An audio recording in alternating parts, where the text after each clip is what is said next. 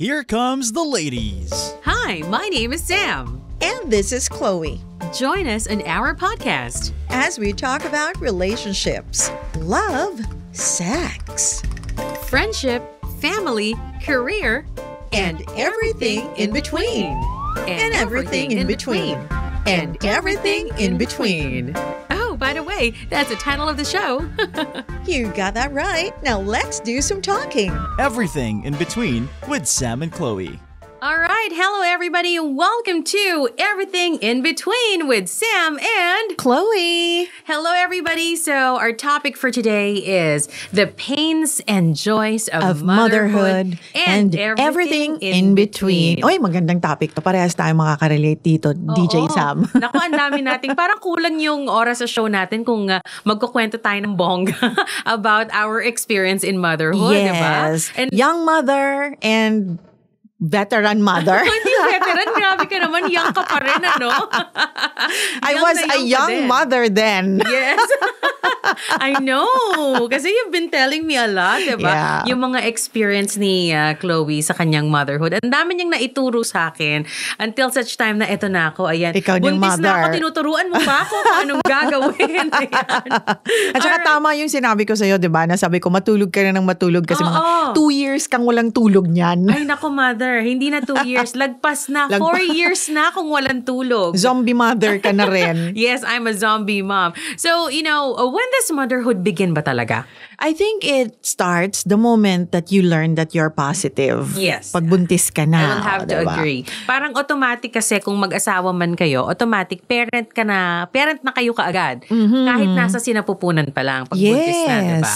Tapos nagkakaroon na siya ng validity, kumbaga ang pagiging, ito na yung reality checks in na. The moment the baby is out, the baby is born, and you really start to become parents, the both of you. Correct. Diba? It's actually a wonderful journey itong motherhood. Kasi syempre, ako, I'm you know, I feel grateful to be given a chance to be a mother. Sobrang prayers ko yan na, ang sabi ko nga nun, makaisa lang ako, di ba? O, nakadalawa ka pa. Nakadalawa pa ako. Kaya masaya ako talaga. You know, every day, I say prayer of thanks, you know, for giving me a chance to be a mother. Kasi pwede namang matapos yung lifetime ko na hindi ko siya na-experience naturally. Although I'm already a mother because, you know, we have 2 older children. But the thing is, iba pa rin pag, you know, naranasan mo yung process. The entire motherhood from... The 9 months. Yes, the 9 months. Diba? Kaya pala talaga naman kung murahin tayo ng nanay natin dati pag antigas ng ulo natin. Oo, babalik kita kung saan ka nang galing. Diba? Gusto mo balik kita kung saan ka nang galing? Because it's a wonderful but yet it's a very difficult journey. It is. And it diba? doesn't really stop, you know. You don't stop being a mother even when the kids are all grown up and they've moved out. Oh my goodness, you will always be that mother, that hovering mother, and that, you know, it doesn't really stop. At saka the journey is actually a combination of pains and joys. You know, physical pains, emotional pains, and of course, syempre, yung happiness na mararamdaman mo from the situation you're in, diba? The moment I found out I was pregnant, I'm just lucky na may kaibigan tayong doktor, si Doc John. Yeah. Diba? Siya pa yung nagsabi sa akin na, oh my gosh, Sam, baka talagang pregi ka na. Don't come to the station anymore today. Because you were spotting, di ba? Yes, nagsa-spotting ako noon. So, alam mo yung ang hirap eh. I was happy, but yet I was worried. And nervous, yes. di ba? I was crying actually. Naiyak ako. Sabi ko, totoo na ba to?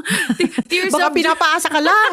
Tears of joy na may halong kaba. Sobrang kaba. Yeah. Diba? Doon ko talaga naranasan yung parang takot na takot kang kumilos. Kasi, baka malaglag yung bata. Totoo naman yan. Diba? Isipin mo, yung palang balita na buntis ka, it already gave you joy, it already gave you pain.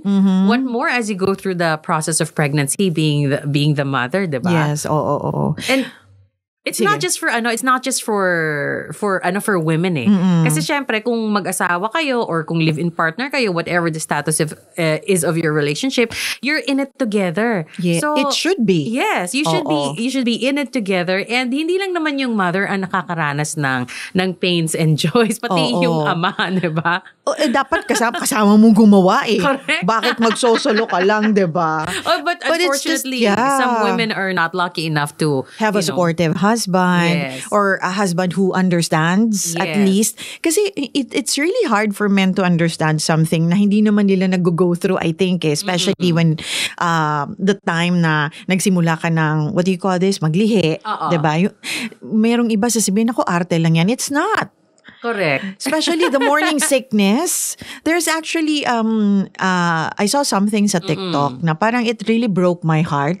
Na parang nagkaroon siya ng, parang the content was about something like, parang naiinis sa kanya yung asawa niya because of her morning sickness. Alam mo, sa totoo hindi talaga yun, ang lala ng morning sickness ko noon. Talaga? After 3 months, after nung first trimester ko, na-ospital ako. Wow. Yeah, because hindi ako tumitigil na ng kaka-throw up. Suka ko ng suka because I had hyperemesis, I think, because I wasn't eating, because I couldn't tolerate anything, not even water. Hirap. Ang hirap. Ang hirap ng pagbubuntis ko, especially with my eldest attorney. Sabi ko nga, papatayin, kinakausap ko sa tiyan ko, papatayin mo ba talaga ako? Baka gusto mo naman akong pakainin, anak. Wala akong makain, Sam. That's a difficult situation. Not even water. The only thing I could tolerate was pineapple juice. Pineapple juice. And then, so siguro naging very acidic na yung tiyan ko. So at the end of the first trimester, the day came that I felt a little okay and I was able to eat. Nanibago ako, kumain ako ng kumain kasi matagal ako hindi kumain. And then I was, I went to the hospital na. After that, sinugod na ako kasi nga, hindi na tumitigil yung kakasuka ko. Dahil nabigla na yung tiyan ko. Oh my gosh. Ang hirap ng sitwasyon na yan. Totoo. Grabe. Ako yung cravings ko noon would be, I was looking for a strawberry shake to the point na gusto ko na siya palagi. Gusto ko na siya na palagi. Nainis na yung asawa ko, binilan. Siyempre, ang hirap maghanap ng strawberry sa Metro Manila. Oo naman. Kung taga Baguio ka, parang ang dali lang maghanap di ba? Kaso dito sa Manila, ang hirap maghanap ng fresh strawberry. So sige, pasado na yung frozen strawberries, tapos gagawin na lang yung shake sa bahay. Ang hirap kung ang cravings mo dumating ng mga hating gabi tulad ko noon. Ay, hindi ko naman naranasan yan. Naramdaman ko gusto kong kumain ng manok ng isang famous na fast food chain. So, wala, sarado. O di magtitiis ka, diba? Pero hindi ka makatulog kasi gusto mong kainin. Ako, grabe. Ang sigurong, kung ikaw meron kang cravings ng parang madaling araw, yung biglang pasundot-sundot, biglang maghahanap ka ng ganyan. Ako parang ang naranasan ko naman sa gabi, siguro, alam mo insomnia, hindi ka makatulog. It really is part of, Diba? Part of pregnancy talaga yan. Tapos napaka-sensitive kasi ng ilong mo. So parang naaamoy mo kahit yung mga napakalalayo. Tulad ko noon, naaamoy ko yung landfill na napakalayo sa bahay namin. Diba? Kasi siguro nagsusunog sila ng basura doon. Di ako makatulog because of that. Ako naaamoy ko pag may nagsisiga. Yeah. Parang may nagsisiga. I don't know where it's coming from the back of the house o dito sa kabilang kalye. Kahit gano'ng kalayo, di ba, naaamoy mo siya. Amoy mo siya, totoo. It's really so, napaka-sensitive ng lahat ng bagay. Yun. Oo, pero alam mo talaga sa tingin ko, yung pagsasama and yung pag-aasikaso sa bawat isa ng couple, natetest talaga yan pagdating ng pag manganganak na, lumabas na yung bata. Because the first few weeks or the first 2 months is actually very difficult and crucial for the mother na nagre-recover. Yes, diba? yes. So, nung bago akong panganak, sinabihan ako ng mother-in-law ko noon na huwag kang salita ng salita kasi baka magka-gas pain ka. And true enough. Salita ako ng salita, inaabot ako ng grabing gas pain.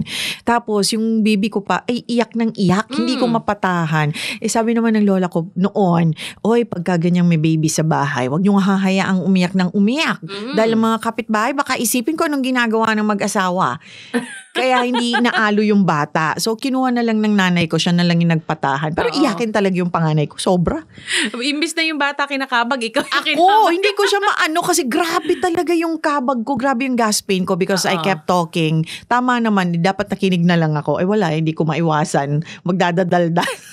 Oo nga. Alam mo, importante talaga na yung meron kang support system pagkapanganak mo. Kasi, giving birth, whether vaginal or CS are both painful. And challenging. Yes, painful and challenging pa. May magkakaiba yung pain yan, pero parehong challenging yan. At meron pa, we're not even talking about postpartum yet.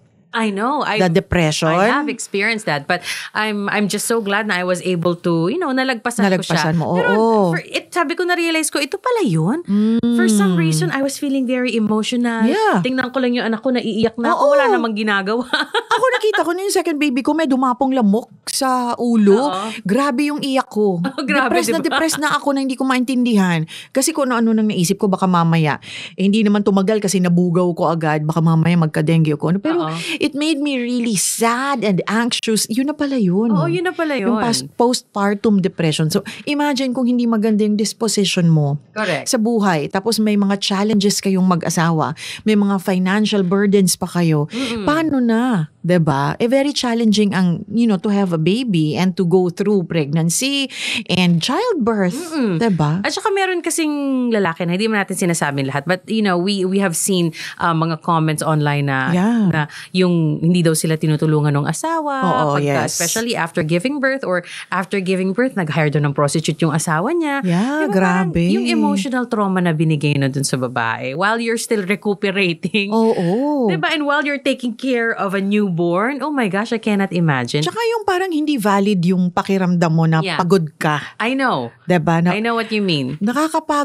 Nakakapagod ang mag-alaga ng bata sa totoo lang. Totoo. At saka pag natulog yun, hindi naman pwedeng sabayan mo ang pagtulog niyan kasi magtutupi ka Oo, ng mga nilaban. At saka one thing that, I think most men should realize, especially pag may asawa ka na or you're planning to have kids, you have to realize na ang babae, pag nanganak, parang kalahati ng pagkatao niya nawala. Yeah, As in, nagbago. drained with yung ng energy. It will really change your life. Sabi ko nga, 100% yung pagkakaroon ng anak. Diba? 100% magbabago buhay mo talaga. Correct. That's why, it's important na kahit papano kung, like for me, I'm a CS mom. Swerte lang talaga ako yung asawa ko. Siya nagpapalit ng diaper, siya nagtitimpla ng gatas. Kasi hindi ka makakakilos. Kasi hindi ka makakakilos talaga. Inaabot na lang sa akin yung bata for breastfeeding. Oo. But the rest, he's doing all the work. Kung iiyak na madaling araw, siya yung tatayo. Na-expect mo ba na ang CS tatayo na madaling araw para magkunin yung bata, magpatimpla? Hindi nga makakilos. Kaya sa mga dyan especially sa mga magjowa dyan, planning to get married or newlyweds, tapos planning to have kids, it's going to be a teamwork. Yes. Sa mga lalaki, parang sana wag naman isipin na porke sila yung nag-aakyat ng pera, sila yung nagtatrabaho, parang excuse sila sa ganon. Hindi kailangan tulungan talaga kayo. Correct, tulungan talaga. Kasi nakakapagod talaga magpalaki ng bata at mag-alaga ng bata. Besides, anak mo rin naman yan Meron na ako nakita niyan sa, nakapost din sa Facebook online. Parang he's a dad, tapos ang dami nilang maliliit na anak. Tapos yung mga anak niya, they were out on the street. Yung mga anak niya, nilagyan niya ng leash. So yung iba, tinutuligsa talaga siya online because, they're not animals, they're humans. Pero para sa akin, tama yun. Kaysa mamroblema siya. Kaysa problema ka kung saan mo hahanapin, diba? Correct, Hindi naman nakalagay sa leeg pero I think somewhere. I remember nga, there was a time yung nanay ko, so sobrang kulit naming magkapatid kasi kambal kami. Birthday daw namin yun. Nakwento na lang ng nanay ko. Pero I don't have that memory anymore. So sobrang kulit naming dalawa. Tapos nagluluto siya. Mag-birthday namin. So may mga invited, may party sa bahay. Ginapos kami ng nanay ko sa poste ng bahay namin. Talikuran kami. Nakalimutan niya, dumating na yung mga guests, nakagapos pa rin kami ng kakambal ko doon. Kasi wala kaming tigil sa kakatakbo. Imaginein mo na lang kung meron ng social media that time, diba? Kawawa naman yung nanay ko. Trending na si mami. Correct. And now I can understand why she was like that when we were growing up because she was always tired. Kasi kambal kayo. And she was always puyat. I know. Naintindihan ko na kung bakit nung lumalaki ako, every time tulog si mama tapos na aalimpungatan siya dahil kumilos ako or meron ako, nag-ingay ko, galit na galit lagi si mama. It was very traumatic for me. Bakit kaya laging galit? Parang naalimpungatan lang. And then I realized lagi pala siyang sleep deprived when we were growing up. Totoo. Lalo na daw dun sa kakambal ko. Kasi kulang na lang daw, lagyan niya ng lampin yung bibig nun. Sa kakaiyak. Dahil hindi raw tumitigil sa kakaiyak yun. Lagi pa daw brown out nun sa amin. Oh my gosh. Dirinig na rinig. Oo, kaya nakaupo daw siya. Karga niya ako, yung isa nasa legs. Nakahiga, ginaganon-ganon. Ang hirap kambal. Kaya bilib ako sa mga nanay ng kambal. At triplets pa. Totoo yan. Oo, tsaka yung mga more than 2 or more than 3 na sabay-sabay triplets, quadruplets. Oo, Grabe. I cannot imagine. Grabe, kudos sa inyong mga nanay ang anak puro mga kambal. True. Kaya nga sabi ko, siguro ko magkakaanak. Baka kasi yung anak ko ang magkaanak ng kambal. Kasi ako may kakambal. Sana okay pa ako that Nasa lahi time. nga Malakas pala, pa ako para matulungan ko. Correct. Kasi mahirap talaga, diba? Kasi ako nga, hindi naman kambal yung anak ko. Nag-alaga lang ako. Pero hands-on kasi talaga ako. Ako nag-alaga. Kulang na lang, mother. Bigyan ko ng isang kutsarang pundador para Alam mo, naalala ko tumigil, umiyak. Yung sa panganay ko nga, itong kay Ethan, ang hirap patulugin. Diba? Naalala ko talaga sa kanya, ang hirap niyang patulugin, ma. The moment that you put him down sa crib, mamaya-maya, siguro tutulog siya for 30 minutes. Mamaya makikita mo, dilat na. Swerte ka kung dilat lang. Madalas umiiyak. So, ang ginagawa ko, sabi ko, baka gusto niya yung parang dinuduyan. Alam mo, pati yung stroller, inakyat ko na sa kwarto kasi di ba may gulong. Tinabi ko sa kama, tapos parang inugoy-ugoy ko ng ganon, para parang may motion. Trinay ko siyang patulogin. Nakakatulog naman, 30 minutes. So, wala pa din. Sabi ko, it doesn't work. Saan ba ito matutulog? Alam mo, mother, na-discover ko, ayaw pala niyang mahiwalay sa akin. Because the smell. Pag hindi niya na ako nararamdaman, hindi siya nakakatulog. And this is what happened to me. We have been sleeping for 6 months straight na nakapatong siya sa dibdib ko. Grabe, paano yun? Di ba gising ka na ng 3 or 4 because may duty ka? Hindi, nung tawag dito nung maternity leave pa. So the entire time. But that was 6 months. Yes. 6 months. Edi kahit nung nag-work na, natutulog pa rin siya sa dibdib ko. O di nagigising yun pagka gising ka na rin. Ibababa ko na lang siya sa kama. Tapos yun na, doon na ako makakalayas. Pero yung pagpatulog sa kanya yung beginning pa lang ng gabi, matutulog siya. Kailangan na sa dibdib ko for 6 months. Ang bigat na. Pag 6 months na, ang bigat na. Alam mo, 3 months nga siya. 3 months nakakatawang experience na baka baka mamak ako. Sabihin ako, napaka-irresponsableng nanay naman ito. Patawarin nyo na po lahat po pagod pag bagong panganak. Totoo. Alam mo, sa totoo lang, yung side ko, sinecure ko yun para kahit papano, yung crib dinikit ko para hindi mag-move. Kaso may konting space pa rin, but I put a lot of pillow on the side para naka-steady siyang ganun. Yung arms ko, nakaganyan. So, parang 6 months akong natulog ng hindi flat. Elevated yung likod ko kasi nga may kalong akong bata sa dibdib. Sa akin siya natutulog. So, on his 3rd month, parang naalimpungatan ako. Parang, napamura nga ako. Nasaan na? Nandun na sa nahulog na. Mother, gumulong. Pagtingin ko nandito sa side ko na silicure ko, umusog yung crib ng konti since nalaglag siya. Pero anak ko to, sobrang thank God, angels are around us.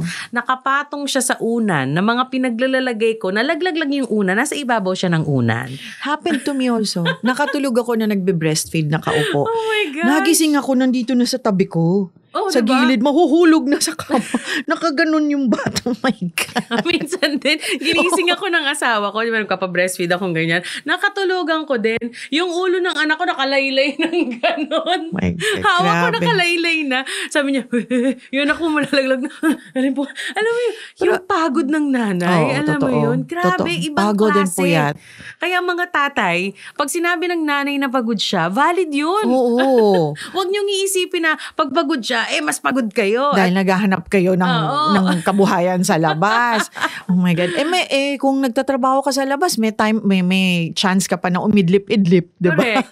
Iba yung feeling ng iba talaga, mother. Iba yung feeling. There's a lot of joy in it, the journey of motherhood. Kasi kahit paano naman, kahit puyat tayo, kahit pagod tayo, alam mo yung happiness na binigay sa atin nung journey na yon with our children. Hindi mo, no amount can match it. That's diba? true. No amount of money can match it. Although magastos siya, ha? Magastos talaga, totoo. Kaya sa panahon ngayon, naiintindihan ko na napakarami ng itong upcoming generation or itong generation ngayon, mga millennials, marami na ang bumaba nga raw yung birth rate ng Pilipinas. Kasi medyo marami na rin mga nakakaintindi, nakakaalam na kailangan you have to be financially and emotionally mature, prepared to have a child. Kasi hindi siya biro talaga. Kasi yung ano ng anak mo yung welfare ng anak mo, yung emotional niya rin. Totoo. Lahat, physical and everything, responsibilidad mo talaga yun. Totoo yan. Marami namang joy sa motherhood kahit gaano kahirap. Pero kailangan talaga, tama yung sinabi ni DJ Chloe, you have to be prepared financially as well. Kasi bawat injection ng pedia, let's say if you don't go to the barangay, if you go to a private doctor, talagang per injection, that's 2,500 pataas. And the usual rate is 5K, 4K. That's and you true. go there every month in a period of 2 years. So every month pupunta ka doon, you'll be shelling out 5K, 6K. Grabe, no? It depends pa kung anong klaseng vaccine yan. And there Plus- are and plus there are the diaper. Yes, there are risks sa bata pag hindi mo napavaccine yan. Totoo, alam Diba? naman natin yan. Yeah.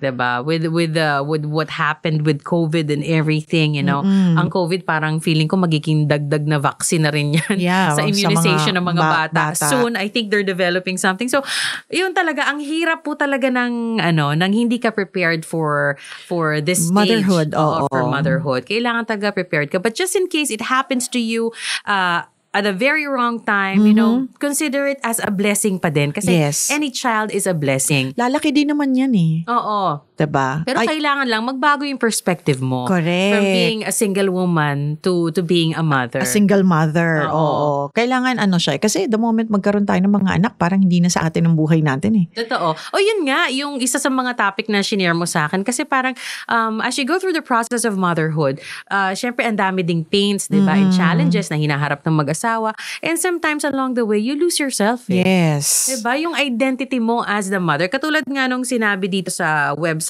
na na Psychology Today. Ang sabi, despite the profound attachment to their kids, itong mga nanay nga, tayo mga nanay, mothers anxiously search for their identity in a new life that can be unrecognizable. Kasi syempre, before you became a mother, you are you. Yes. Mayroon kang sariling identity, meron kang sariling buhay, meron kang mga pinaggagawa na lahat yon magbabago, mag-iiba ang priorities mo kapag may anak ka na. Because every decision that you make, especially wrong decisions, tatamaan lagi ang anak mo. Totoo. Diba? Kaya yung mga moms naman, huwag niyong kalimutan yung pag-alagaan ng sarili niyo in the process. Kasi we don't want you moms to lose your identity as you journey through motherhood, diba? Kasi syempre, katulad nga na sinabi mo, DJ Chloe, hanggang pagtanda yan, nanay ka niyan. Diba? You cannot change that. Yes. You will always be a mother to them no matter what their age is.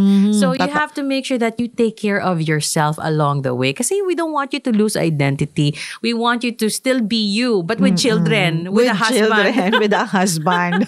So, yeah, yung mga bagay na nakakapagpasaya pa rin sa yung mga hobbies mo, or maybe you will be able to develop new hobbies. Suddenly, you'll find yourself cross-stitching. Yes. So, okay lang yan. I-cultivate mo sa sarili mo. Oo. Diba? Ganun din naman si hubby. Yeah. Diba? Alam mo yun, kahit natatay na siya, tumutulong din siya sa mga kids, sa pag-aalaga, halinhinan kayo sa bahay or what. Parang make time for yourself din. Pero syempre, habang nagme-make time ka para sa sarili mo, iisipin mo din naman yung mag-iina mo. Yes. Diba? Wag naman puro good time na out basketball with the boys, drinking with the boys, party with the boys. Siguro, pwede din naman yung with the boys pa rin. Basta lang. Oo. Tamang-tama Mapag-uusapan. lang. Oo. Dapat priority pa rin yung family, diba? Yes. And do not feel guilty if you feel like mas kailangan mong unahin yung pag-aalaga ng bata. Kasi a lot of women would resign from their jobs to be full-time moms.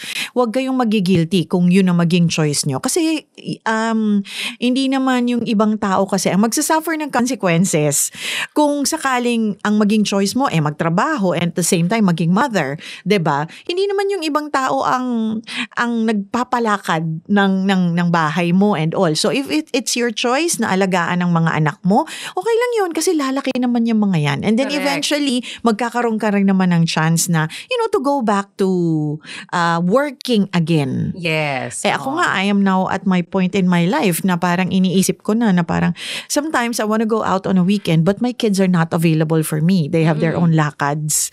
So parang I'm alone. Pinapakonsensya ko na lang sila, tinetext ko na I'm alone again. You all left me. Ganyan. I'm alone. Parang darating ka dun sa point na pag malalaki na yan, back to Totoo. basic ka na naman, whether you're with someone or you're alone, Correct. maiisip mo yung ikaw na naman on your own. So you have to take care of yourself but you can still do things that you want to do. Correct, Oo, diba? It is diba? your time din para, though syempre, lahat naman ng mga moms, alam ko may sepangs tayo sa mga anak natin. Oo naman, oo. Kahit sa school or magbakasyon or may sariling lakad, nakakasipangs naman talaga True. ang mga anak sa nanay, diba? So, kaya nga tama yung sinabi mo, you have to take care of yourself along the way kasi there will come a time na it'll just be you. Again. Diba? Again. Pero not literally literally you. Kumbaga parang most of the time may sarili silang lakad. Yeah, oo. Diba? Or if they move out. Correct. Yeah, umalis na sila sa poder mo. O wag mong pigilan, hayaan mo nang matuto, 'di ba? Ay nako, yung motherhood na yan, it's not just a journey for one, but a journey for the couple and for the entire family. Yes. Kasi katulad nga ng kasabihan, di ba, it takes a barangay to raise a child. That's true. And pag naging mother ka, hindi lang naman ikaw ang involved yung buong pamilya talaga. So it's nice to have a solid support group while you're going through the journey. And at the same time, don't forget to take care of yourself. Kaya yung mga husbands naman, minsan, wag kayong... Be considerate naman. Oh, be considerate. Tsaka huwag kayong magreklamo kung minsan panay Netflix yung asawa nyo. Sa totoo lang, minsan yun na lang yung me time mo. Yeah. Yun na lang. Yun na lang yung me time mo talaga. Pag hindi ka like ako, pag hindi ako makaalis ng bahay, yung wala naman akong ibang maplano, tapos since the kids are going to school, so you cannot really make, a lot of plans for the day or for the weekend. Kasi ang dami mo i-consider, di ba? Hindi lang ikaw yung may schedule, pati mga bata may schedule na. So minsan I just, sit in the corner and watch my favorite film or maybe my favorite series. Diba?